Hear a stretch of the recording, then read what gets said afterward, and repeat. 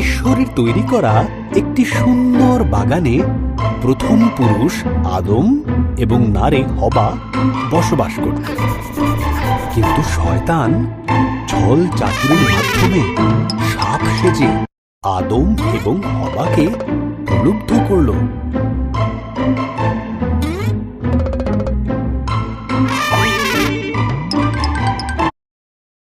সাপ জিজ্ঞাসা করল, এইসব গাছগুলির থেকেই কি ফল খেতে ঈশ্বর তোমাদের বারণ করেছে?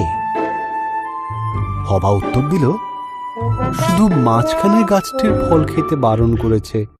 যদি খাই তাহলে মারা যাব।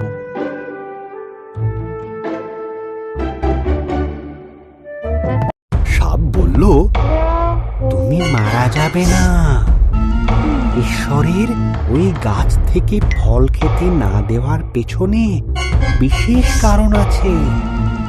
যদি তুমি খাও তবে তাঁর মতন হয়ে যাবে। তিনি যা জানেন তা তুমিও সব জানতে পারবে।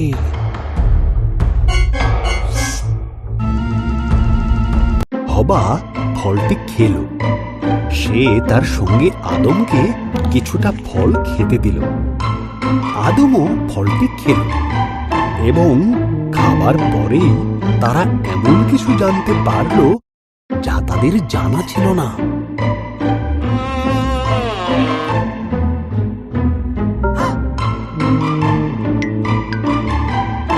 একটি বিষয় তারা জানতে পারল যে তারা উলঙ্গ ছিল।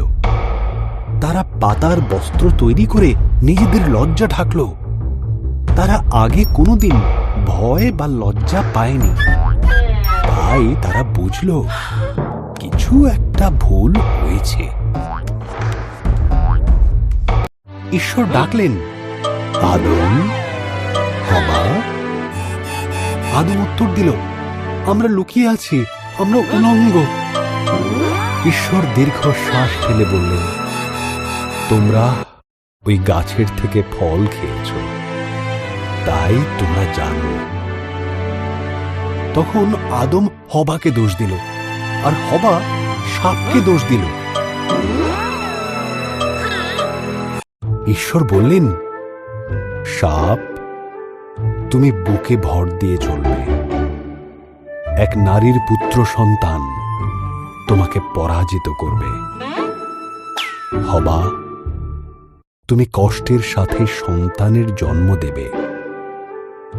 আদম, তোমাকে খাবার সংগ্রহের জন্য অনেক কষ্ট করতে হবে।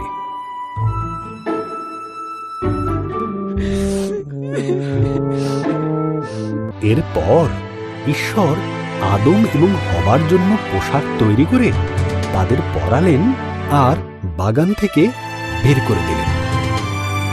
ঈশ্বর এক স্বর্গদূতকে জ্বলন্ত তলোয়ার হাতে দিয়ে সেখানে রাখলেন, যাতে তারা আর ফিরে আসতে না পারে।